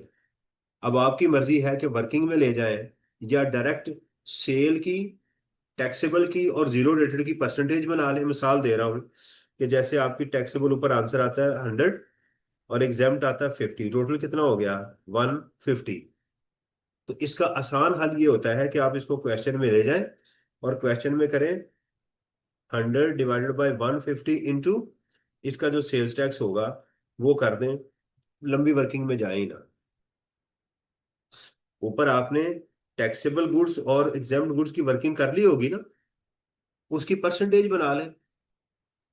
उसकी क्या करें? एग्जाम में परसेंटेज बना लें कि कितने परसेंट टोटल दोनों में, कितने परसेंट टैक्सेबल है और कितनी एग्जाम्प्ट है। तो हमें एग्जाम्प्ट वाली तो चाहिए ही नहीं है, तो उसको जाया कर दें, उसको सोचे ही ना। सिर्फ टैक्सेबल वाली आप एग्जाम में अपना क्वेश्चन में ले जाए। मैं अभी सवाल दिखाता हूँ। Electricity bill of this was paid in cash, it's okay, cash में पे किया जा सकता है, ये भी हमारी इनपुट की इंफॉर्मेशन है। Inclusive of sales tax of this, ये वैल्यू हमें चाहिए थी, नहीं बताई गई ना, तो ये आपकी कॉमन होगी। Sales tax credit brought forward, ये आपके डायरेक्ट क्वेश्चन में जाएगा, ये कॉमन नहीं होता। ये वाला डायरेक्ट आपके सवाल में, ये देखिए कहाँ जाएगा, ये देखिएगा, ये यहां आएगा। ठीक है। और ये जो प्लांट मैंने बी बताया है ना, आप उस प्लांट बी को यहां लेकर आएंगे, जो भी उसका सेल्स टैक्स बनता है, उसको आपका जो टैक्सेबल गुड्स है उसकी value divided by total taxable, total value जो है, जो आंसर आता है उसको यहां पर ले जाए। Input tax of 186 pertaining to purchase made on first, input tax was inadvertently remained unclaimed। ये है 6 महीने वाली एडजस्टमेंट, उसने बताई कि अभी तक हम उसको क्लेम नहीं कर सके। देखें 1 जनवरी 2000 ये है। जो अनक्लेम्ड इनवॉइस होती है वहां डेट नहीं देखी जाती, मंथ देखा जाता है। दोबारा सुन लीजिएगा, जो अनक्लेम्ड इनवॉइस होती है वहां डेट नहीं देखी जाती, और जो उधार पे चीजें होती है वहां डेट देखी जाती है। सही है। दोबारा आपको बता दूं, जो चीजें आप उधार पे खरीदते हैं उसका टाइम है 180 डेज, 180 दिन के अंदर आपने पेमेंट करनी है। अगर इसकी पेमेंट अभी आपने नहीं की तो आप इसको इनपुट में से क्या कर देते हो, लेस करते हो। और अगर आपने कोई चीजें खरीदी थी, आप भूल गए हो उसका इनपुट कैलकुलेट करना, तो उसके लिए टाइम है 6 माह, 6 मंथ। इसके लिए डेट देखी जाती है कि किस दिन आपने चीजें खरीदी थी, इसके लिए नहीं देखी जाती। इसमें मंथ देखा जाता है। जैसे इसमें आप किस मंथ में हैं, अगस्त में है, अगस्त को निकाल दें, इससे पीछे आप 6 माह चले जाएं। राइट, कौन सा महीना बनता है, जुलाई, जून, मई, अप्रैल, फेब, मार्च और फेब। तो इसने कब खरीदी है, 1 फरवरी को, पहली फरवरी। ये भी एक अजीब चीज है ना, इसको एग्जामिनर को चाहिए ऐसी एम्बिगुइटी तो ना क्रिएट करें, क्योंकि कुछ लोग पहले महीना लिखते हैं बाद में डेट लिखते हैं। बहरहाल, तो ये थी, इसका मतलब ये भी हमारी इनपुट है, ये सही है इसका भी। अब ये कहाँ जाएगी, क्या सवाल में जाएगी, नहीं, इसको कॉमन में लेके जाएगी। ब्रॉड फॉरवर्ड डायरेक्ट क्वेश्चन में जाती है, और अगर कोई इनपुट आप भूल गए हैं तो उसको कहाँ लेके जाएंगे, नहीं बताया गया तो कॉमन में। जी। सर पर्टिकुलरली अगर वो अगस्त के एंड से कर रहे हैं, जो आगे मतलब अपनी रिटर्न फाइल कर रहे हैं या टैक्स लायबिलिटी कैलकुलेट कर रहे हैं, तो वो क्या नाम है, ये फरवरी को बिल्कुल ही बेटा जिस महीने आप क्लेम करने जा रहे हैं ना, इसकी रिटर्न तो आप सितंबर में फाइल कर रहे हो। जाहिर बात है अगस्त में तो कर ही नहीं सकते, सॉफ्टवेयर ओपन ही नहीं होता। जो टैक्स लायबिलिटी कैलकुलेट जैसे हम कर रहे हैं। बेटा सॉफ्टवेयर अगले महीने करें। इनकम टैक्स में भी जब साल खत्म होता है टैक्स लायबिलिटी फिर कैलकुलेट की जाती है, पहले तो आप कैलकुलेट ही नहीं करते। लेकिन उसको ये नहीं कहते कि मैं सितंबर के महीने की कर रहा हूँ, वो होती है अगस्त की है, कर आप सितंबर में रहे होते हो। तो ये नहीं ज्यूम करना आप अगस्त की कैलकुलेशन कर रहे हैं, ऑब्वियसली आप कैलकुलेशन सितंबर में जाके करेंगे, लेकिन आप इसको अगस्त ही बोलेंगे और इससे पिछले 6 माह पीछे जाएंगे। इस ओके। लेट करें यहाँ पे अगर हम अक्टूबर की कर रहे हैं टैक्स लायबिलिटी कैलकुलेट, और यहाँ पे वो ताकि 22/2021, हाँ जी। यहाँ पे अगर हम अक्टूबर की कैलकुलेट कर रहे हैं लायबिलिटी टैक्स लायबिलिटी, और यहाँ पे होता है 22/2021, 20, 22 2020। पहले क्या लिखूं, सर मैंने लिख लिया 20 20 लिखूं फिर टू 2021। 21। तो मेरा अगर मैं इनपुट क्लेम करने जा रहा हूं तो मेरा इस डेट के साथ कोई ताल्लुक नहीं है। मुझे ये महीना देखना है, अक्टूबर को निकाल दें, इससे पीछे 6 माह चले जाएं तो इसको हम क्लेम नहीं करेंगे। फिर इसमें इस लाइन को इग्नोर कर दूंगा। अगर मैं अक्टूबर अक्टूबर की करने जा रहा हूं तो इससे पिछले महीने क्या होंगे? इससे पीछे अगस्त, सितंबर, अगस्त, तो जाके 6 माह जाए तो आप फरवरी की इग्नोर कर दें। ओके। हाँ, इसका हो क्या सकता है, अगर एग्जामिनर पूछे कि भाई अगर आप इसका क्या करेंगे, तो इसका एक और सेक्शन है, सेक्शन 66। वो कहता है कि अगर आपका टाइम बार्ड हो चुका है तो उसका रिफंड क्लेम कर लें 1 साल के अंदर। आप वैसे आपने न्यूमेरिकल में कुछ नहीं करना, एग्जामिनर कहे तो आप कहेंगे। अगर वो पूछे कि भाई इसका हम क्या करें, जो आपने ट्रीटमेंट किया उसको जस्टिफाई करें, अगर अक्टूबर का है तो आप लिखेंगे मैंने इसको इस क्वेश्चन में इग्नोर किया क्योंकि टाइम बार्ड हो सकता है, टाइम बार्ड हो चुका हुआ है, इसके 6 माह का टाइम गुजर चुका हुआ है। ओके। वो तो कॉर्पोरेट कंपनी कर सकती है, ये ट्रेडर भी कर सकता है। ये सबके लिए बेटा, कॉर्पोरेट कंपनी का सिर्फ एक जगह पर इशू है, वो 90% के रूल के साथ, कि वो जो आपकी रिस्ट्रिक्शन का चलते चलते चलते साल गुजर गया है, अभी तक वो ब्रॉड फॉरवर्ड होके अमाउंट आ रही है, तो उस साल के बाद आप रिफंड ले सकते हैं 90% का। और कॉर्पोरेट कंपनी को वो ऑडिट करवाना होता है, वो भी सभी लोग, इंडिविजुअल एओपी कंपनी सारे के सारे, सभी उसका साल के बाद रिफंड ले सकते हैं। ये थ्योरेटिकल इशू है, ये न्यूमेरिकल का हिस्सा नहीं है, ले सकते हैं। लेकिन कंपनी के लिए रूल ये है कि वो ऑडिटर से जाके उसको वेट करवाएंगे, ऑडिट करवाएंगे उसका, ये असूल। हम्म। समझ आइए आपको? तो इस क्वेश्चन में अब इसका जरा सोल्यूशन देखते हैं।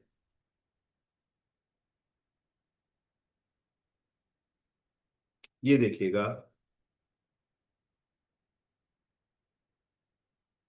कुछ समझ आई है? इस क्वेश्चन का पैटर्न क्या था कि हमने इनपुट कैलकुलेट करना था और उसमें जो स्पेसिफिक थे वो निकालते, जो अलाउड नहीं थे, अनस्पेसिफिक थे, वो हमने निकालते गए, सिर्फ स्पेसिफिक को हमने कैलकुलेट कर लिया। उसमें देखिएगा, purchases of taxable goods from registered person, right, ये उसका वैल्यू, ये उसका टैक्स आ गया।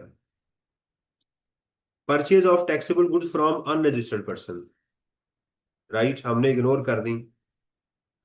Purchase of exempt good from unregistered person. अच्छा, अब इसमें ये है कि ये वही क्वेश्चन है, कोई और आ गया होगा, वही है। मेरा ख्याल है गलत आ गया ये। Bank one subsidy. ये सीएनआईसी वगैरह कहाँ से आ गया, ये तो पढ़ा ही नहीं है मैंने कहीं। हाँ जी। 2-3 पॉइंट इसकी।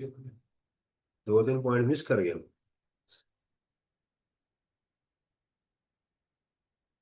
ये सब ऊपर है, चीज के ऊपर। ये वाला, कैसे? अच्छा, ये वाला आउटपुट का था, taxable goods supply to unregistered person include goods worth rupees this which were sold to distributor who did not provide his CNIC और एंटीएन डिटेल्स। हमने गुड सप्लाई की हैं, राइट।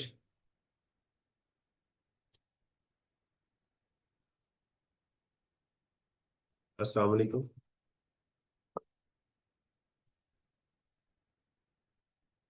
ये ठीक ठाक। नहीं नहीं जी, मालूम। जी, these goods were purchased from a registered supplier for this during this। देखें, अगर आपने किसी डिस्ट्रीब्यूटर को चीजें प्रोवाइड की हैं, राइट, जिसने अपना सीएनएससी एनटीएन नहीं दिया और वो अनरजिस्टर्ड था, क्या था, तो इसके ऊपर हमें टैक्स भी लेना है और फर्दर टैक्स भी लेना है, वो तो लेना ही लेना है। लेकिन इसके अगेंस्ट जो गुड्स हमने बाय की थी उसका इनपुट जाया हो जाएगा। हाँ जी। उसने ना सी, अगर उसका एसटीआरएन नंबर होता तो फिर तो वो रजिस्टर्ड होता है। वो अनरजिस्टर्ड है और डिपार्टमेंट कहता है कि इनका आप सीएनआईसी या एनटीएन हमें दो, वो नहीं दे रहा। उस सूरत में लॉ ये कहता है कि इस सेल के अगेंस्ट मैं तुम्हें इनपुट जाया कर दूंगा तुम्हारा, इस सेल के अगेंस्ट तुम्हारा इनपुट, ये वो वाली अमाउंट थी तो इसके अगेंस्ट मुझे इनपुट नहीं मिलना चाहिए। ये एक्चुअली सेक्शन का नहीं मुझे पता, लेकिन ये पढ़ाया हुआ था मैंने, देख लीजिएगा जरा। अच्छा जी, ये देखिएगा। अच्छा, खालिद साहब ने ये किया है कि खालिद साहब ने इसका सोल्यूशन बनाते हुए इसका 18% ले लिया हुआ है, और जो चीजें जाया होती जा रही हैं वो माइनस किए जा रहे हैं उनकी परसेंटेज के साथ। ऐसे भी कर सकते हैं, या आप ऐसे भी कर सकते हैं कि इन डायरेक्ट वैल्यूज को लें, एक नीचे वैल्यू कैलकुलेट करें, उसका 18% ले लें, दोनों ठीक। अच्छा जी, अनरजिस्टर्ड से जो थी, परचेज ऑफ टैक्सेबल गुड्स ये तो अलग से थी, एग्जाम्प्ट गुड्स ये भी हमने निकाल दी, taxable material use for exempt good ये उसने कहा तो उसमें शामिल थी, इंक्लूड थी। क्या थी? इसलिए ध्यान करें मैंने माइनस की है इसमें से, ये उसमें इस वैल्यू में इंक्लूड नहीं थी, ये इंडिपेंडेंट वैल्यू मेरा डेटा में गिवन थी, ये वैल्यू कह रहा था इसमें शामिल है इसलिए मैंने माइनस की है। Taxable material exclusive use for export, इसको भी मैंने निकाल दिया। परचेजेस मेड इन कैश, उसको भी मैंने निकाल दिया। परचेज ऑफ टी, अच्छा खालिद साहब ने ये जो काम किया ना, आप ऐसे ना करें, मैंने जो आपको वैल्यू कहा है, आप डायरेक्ट यहां से क्या करें, वो जो 360 था उसका 18% यहां से माइनस कर दें बस, आसान हो जाएगी ना जिंदगी। भाई यहां से निकालें और उसका आउटपुट, उसका इनपुट जाके क्वेश्चन में डाल दें, दैट्स इट। हाँ जी।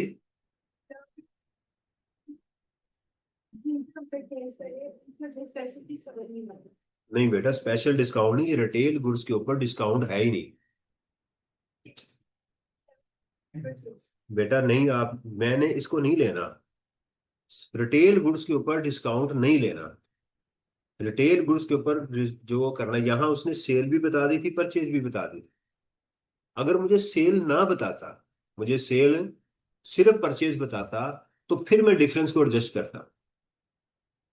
वो कहता कि जनाब मैंने चीजें खरीदी इतने पे हैं, बेची ये, असल रिटेल प्राइस ये है, तो फिर मैं यहाँ डिफरेंस एडजस्ट करता।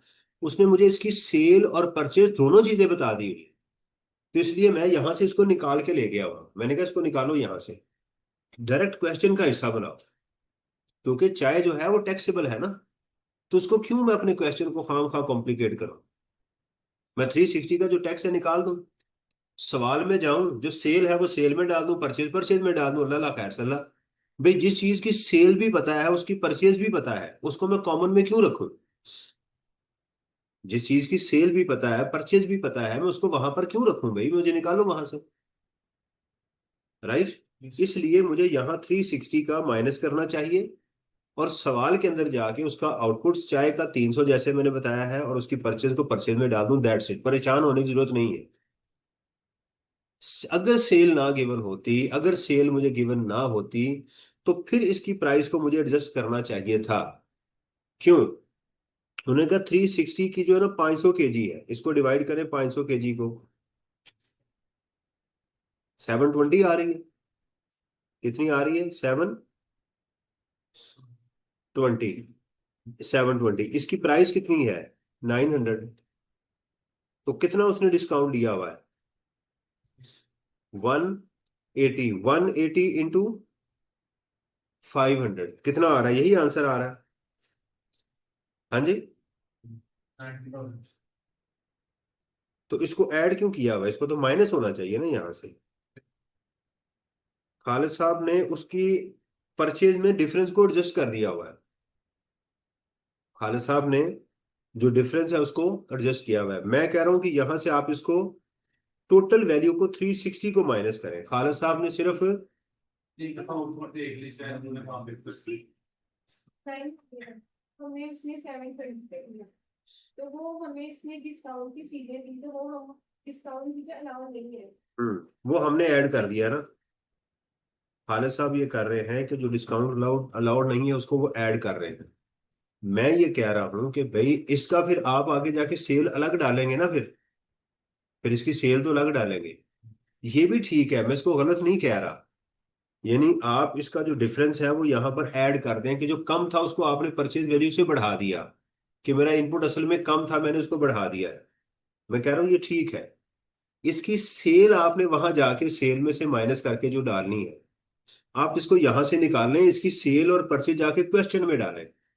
लेकिन यहाँ पे बेटा उसकी वजह देखे ना, मैं इसको क्यों यहां से निकालने के हक में हूं, क्योंकि ये आगे जाके अगर मैं इसको यहां पर एडजस्ट करके ले जाऊंगा तो ये मेरी एग्जाम्प्ट गुड्स में जीरो रेटेड में अपोर्शनमेंट हो जाएगी, आप समझ नहीं रहे। Yes sir.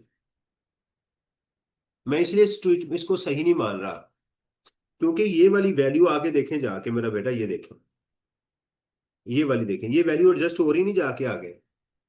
इसमें चाय का भी इनपुट पड़ा हुआ है, इसमें चाय का इनपुट आपका टैक्सेबल में भी जा रहा है, जीरो रेटेड में भी जा रहा है, एग्जाम्प्ट में भी जा रहा है। तो अपॉर्चमेंट हो रही है, जबकि उसकी सेल मुझे अलग से गिवन है। तो मैं क्यों ऐसा पंगा लूं? जिस चीज की सेल और परचेज मुझे अलग से गिवन है, मुझे उसके अंदर जाने की कोई जरूरत है? चुप करके इसका यहां से माइनस करें। वो जो 360 का कितना बनता है, 360 का 360 इंटू 18%। हाँ जी, 54,800। 800 बेटा, ये यहां से माइनस करें। जब आप सवाल में जाएं, ये टैक्सेबल सप्लाईज यहां पर आउटपुट में, तो यहां इसका चाय का अलग से डाल दें, चाय का, राइट, और यहां पर इसका इनपुट भी अलग से डाल दें। ये मतलब कि 300 kg सेल हो गया ना। बेटा नहीं, आप उसमें ना जाएं, 300 में अपोर्शनमेंट की जा सकती है, सिंपल आप बात को समझें, बात बढ़ जाएगी। कि जो चीज एक पड़ी हुई है, एक चीज का मुझे पता है कि इसकी इतनी सेल है और इसकी परचेज है, मैं क्यों छेड़खानी कर रहा? जब मुझे सेल का भी पता है, परचेज का भी पता है, चुप करके वहां से निकालूं, उसको अपनी जगह पर ले जाऊं, दैट्स इट। ताकि लेटर अगर यहाँ पे जीरो रेटेड होता, तो जीरो रेटेड की 500 की क्या नाम है परचेज है और 300 की सेल है, फिर भी हम अलग कर देते। उसको अलग करना था, सही है। अच्छा जी, जो उसने सीएनएसई नहीं दिया, राइट, उसका भी हमने उसमें से माइनस कर दिया, कि भी ये भी आप क्लेम नहीं कर सकते। परचेज ऑफ मशीन ए और मशीन, ये देखिए दोनों मशीनें जो हैं यहां पर आनी ही नहीं चाहिए, क्योंकि मशीन का इनपुट हम अलग से कैलकुलेट करते हैं। परचेज ऑफ फर्नीचर, ये भी कहीं गिवन था, मैंने देखा ही नहीं सही, ये भी अलाउ नहीं है। इनपुट ऑन इलेक्ट्रिसिटी बिल बिल्कुल गिवन है, और ये फरवरी का ये भी इसमें ऐड है। बस जो भी आपकी वैल्यू आए, मकसद मेरा अभी बताने का मकसद ये है कि आप यहां तक पहुंचते पहुंचते कोई 90%, 95% आइटम ठीक कर चुके होंगे। यहां तक पहुंचते पहुंचते आप अपनी आइटम्स को ठीक कर चुके होंगे।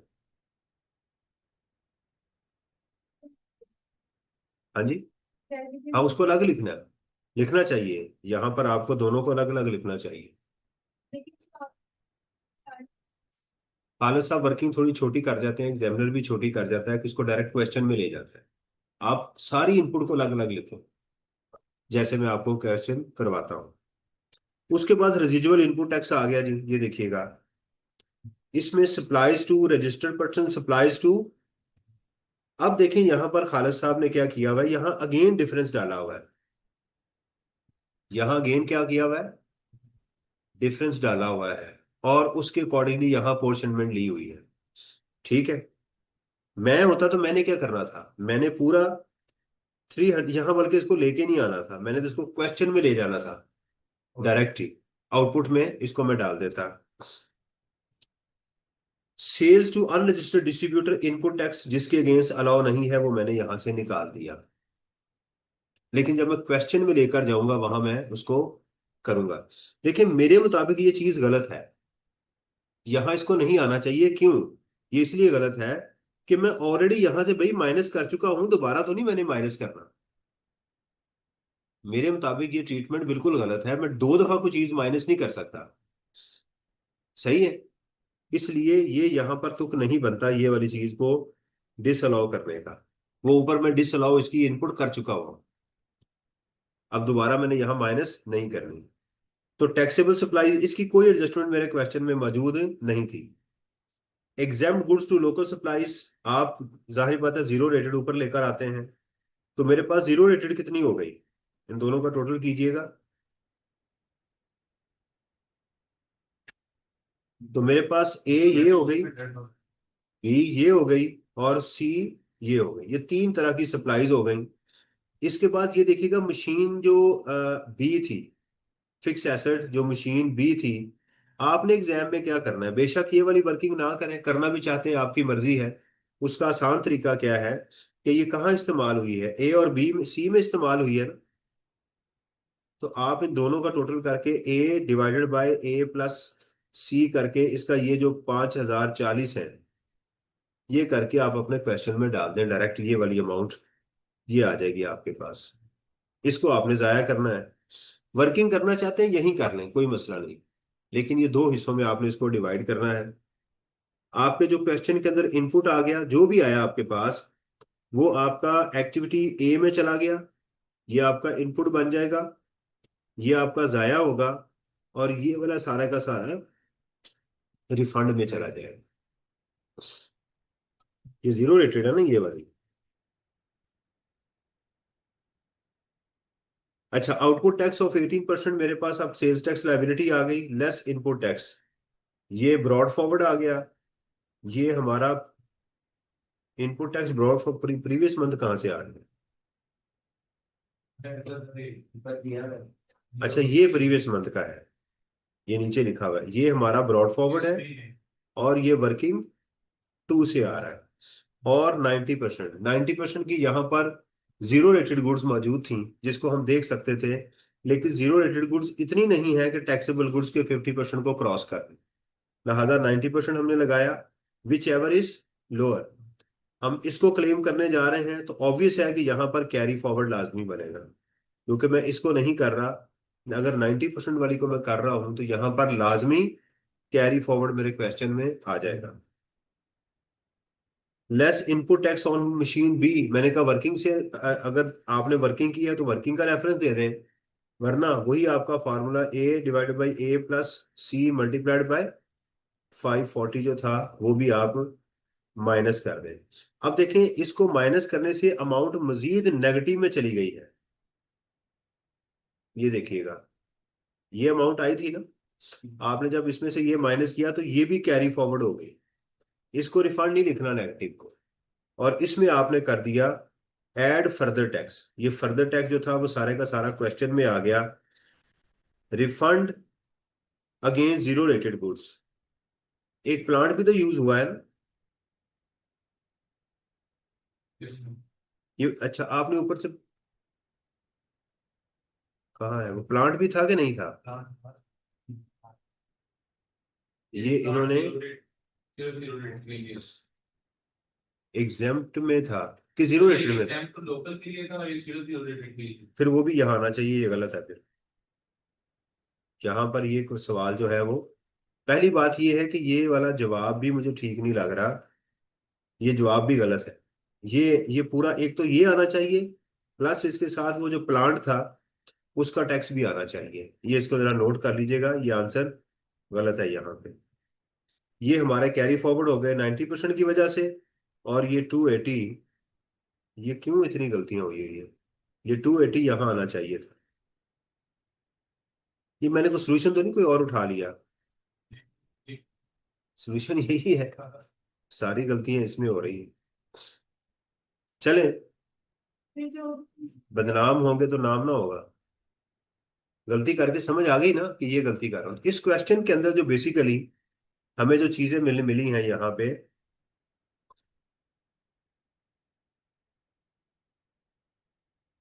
वरन मैं इसमें ना दो तीन जगहों पर मैं डिसएग्री करता हूँ मेहरबान एसोसिएट के सोल्यूशन में। आप अपने पैटर्न को फॉलो करें, इसमें कोई परेशान होने की जरूरत ही नहीं है। इस ओके।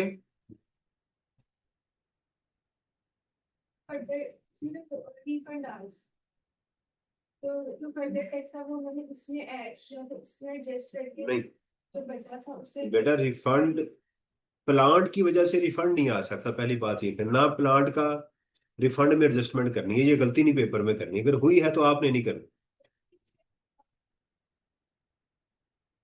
रिफंड आपका सिर्फ नीचे ही आएगा सवाल में, पूरे सवाल में पैटर्न को करते हुए। यहां बेटा कहीं आपने रिफंड नहीं लिखना, एग्जामिनर उससे नाराज होगा, ये मैं पहले बता दूं। ये देखिएगा, ये पैटर्न आपने जहन में रखना है। जब आप अपना सवाल कर रहे होंगे तो यहां पर आपका आउटपुट आ गया, यहां से आप इनपुट लेंगे, ठीक है, यहां से फिर फिक्स एसेट का माइनस करेंगे। यहां तक कहीं भी आपने रिफंड नहीं गलती से लिखना पेपर में, यहां रिफंड होना ही नहीं है। रिफंड आना ही सिर्फ जीरो रेटेड की वजह से है, और वो ये है, बस ये बात ज़हन में रखनी है आपको। पैटर्न आपने वही ज़हन में रखना। रिफंड आपका अलग पड़ा हुआ है, वो जो ऊपर इनपुट से निकल के आएगा। दोबारा आपको मैं बता दूं कि बेटा आपने सवाल में से इनपुट को देखना है। वो जो इनपुट आपके पास आ गया, आपने उसको सोचना है इसका क्या करूं। ये आपका क्लेम है, ये आपका एसेट है। इसके तीन तरीके हो सकते हैं, बार बार बता रहा हूं। और अगर ये जितना टैक्सेबल में इस्तेमाल हुआ है, ये आपका इनपुट की शक्ल इख्तियार कर जाएगा, बेशक ये प्लांट का हो या रॉ मटेरियल का हो या ऑपरेटिंग एक्सपेंसेस का हो। वो आपका इनपुट टैक्स जो आपका क्लेम जीरो रेटेड में इस्तेमाल हुआ है, ये रॉ मटेरियल का है या फिक्स एसेट का है, ये रिफंड में चला जाएगा। आपका वो इनपुट टैक्स जो आपका एग्जेम्प्ट गुड्स में इस्तेमाल हुआ है, वो प्लांट से होके आया है या वो आपके रॉ ऑपरेटिंग एक्सपेंसेस है, वो जाया होना है। यही चीज आपने दिमाग में बिठा के रखनी है, कोई और इसके अलावा चीज नहीं रखनी। नेगेटिव आ गया तो वो हम इसी सवाल में हमने किया, उसको कैरी फॉरवर्ड करें आप। नहीं बेटा, उसको नहीं एडजस्ट कर। क्वेश्चन देखिएगा, इसमें मशीन ही है जो ये जीरो रेटेड की पैकिंग के लिए इस्तेमाल हो, एक्सपोर्ट की पैकिंग के लिए तो उसका उधर ही जाना चाहिए ना। रिफंड आएगा ना इसका? आएगा। सर ये फर्नीचर एंड फिटिंग है, यहाँ पे भी ऑफिस प्रीमाइज के लिए यूज किया है, तो किसके ये लिए? इसका उसका नहीं होगा, जाया हो जाएगी। सर ये कह रहे हैं जी क्वेश्चन एक दफा खुद करवा दें, इसका सोल्यूशन मैंने बनाया हुआ, मैं आपके साथ शेयर कर दूँ। सेव कर मैं जो सोल्यूशन इसका सही मेरे मुताबिक है, मैं शेयर कर दूंगा आपके साथ। इस ओके। दोबारा फ्रेमवर्क में मैंने बताया कि आपने अपनी चीज पे रहना। अब दूसरी शक्ल की तरफ अभी हम चलने लगे इसके बाद। सही है।